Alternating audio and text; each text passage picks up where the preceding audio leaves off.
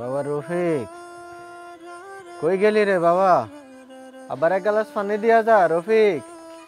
এই বুড়াটা মরেও না, সারাটা দিন আমার জ্বালায় মারল। কি হয়েছে, এত চিল্লাতেছেন কেন?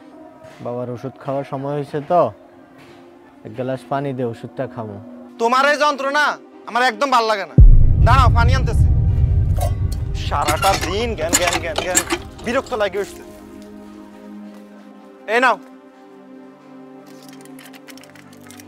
এই নাও, খাও। খাই আমার উদ্ধার করো।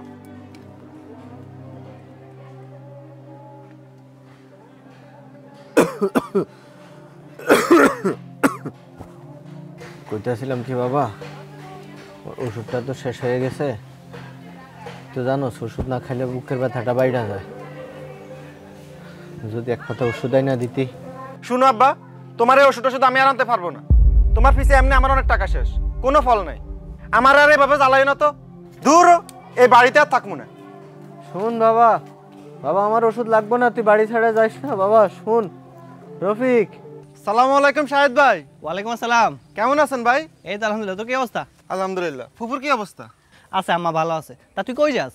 যাইতেছি বাজারে, একটু কাম আছে। আচ্ছা, তা তোর আব্বার কি অবস্থা? আছে, আব্বা ভালো আছে। আচ্ছা, আমি আরো শুনছিলাম তোর আব্বা নাকি অসুস্থ, এর লাগে এই যে মায়ের দুধ টুধ নিয়ে পাঠাইছে তোকে বাড়িতে। অসুস্থ? আরে না, কে কয় আপনার এসব বাজে বাজে কথা? না, আব্বা ভালো আছে। তোর চাচা তবে জাবেদের লগে দিন বাজারে দেখা হয়েছিল। ও কইতেছিল তোর আব্বা নাকি অসুখ, ওর কাছে নাকি তোর আব্বা ওই যে কি ওষুধ টষুধের কথা কইছিল, এই আর কি। আমার বাপ ওষুধ দেখলে আমি না দিমু, জাবেদ কে? ওরে এত পাকনামি করতে কয় কে? আচ্ছা যাক, কথা বলা লাভ নাই, আমি যাই আমারে দেখে আসি।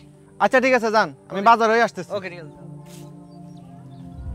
কি কন মামা, রফিক তো কেমন ছিল না, ও তো সারাটা জীবন আপনার খেদমত করে কাটাইছে। কি কুমোরে বাপ, হয়তো এই বুড়া বাপের বোঝা আর টানতে পারতেছে না। এলন, আমার বোন কেমন আছে? আচ্ছা, ওই যে আপনার বইন আপনার লাগে এটা পাঠাইছে। আচ্ছা আম্মা ভালো আছে, কিন্তু ওই যে মাঝে মধ্যে ডায়াবেটিসটা আপ ডাউন করে আর কি। ওই তো রফিক আইতেছে। কি রে রফিক, তুই তো ভাই আগে এমন ছিলি না, এমন আচরণ আবার কবে থেকে শুরু করলি? থাক শাহেদ, আমার পোলাটারে কিছু কইও না বাবা, ও আমার সব খেদমত করে। আমি আবার কি করছি ভাই? আব্বা আবার আপনার কাছে কি নালিশ করছে আমার নামে? নালিশ না, যা সত্যি তাই বলছে। তুই নাকি ইদানিং ওনার সাথে খারাপ ব্যবহার করস। দেখেন ভাই, আমার বাবার সব কাজ আমি করি, গোসল থেকে শুরু করে বাটটাও আমি খাওয়াই দিই। তাহলে এখানে আমি কি অন্যায় করলাম? হ্যাঁ, তোর বাবা বলছে তুই যে ওনার সবসময় খেদমত করস, কিন্তু খেদমতের চাইতে যে জিনিসটা সব থেকে বড় সেটা হচ্ছে আচরণ এবং ব্যবহার। তুই তোর বাবার সব খেদমত করেও যদি তার সাথে খারাপ আচরণ করিস, তাহলে তো সব খেদমত বিফলে যাবে। তাইলে শুন, পবিত্র কোরআনে আল্লাহ রাব্বুল আলামিন বলেন, আর তোমরা আল্লাহ তাআলার ইবাদত করো, তার সাথে কারোর সাথে শরীক করো না, এবং পিতামাতার সাথে সদাচরণ করো।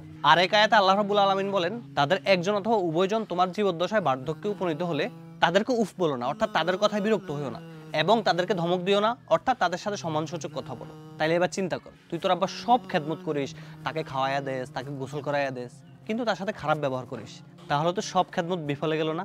কি বলেন ভাই? আমি তো জানতাম বাবা মার খেদমত করলে জান্নাত পাওয়া যায়। আমি এত বড় ভুল করলাম।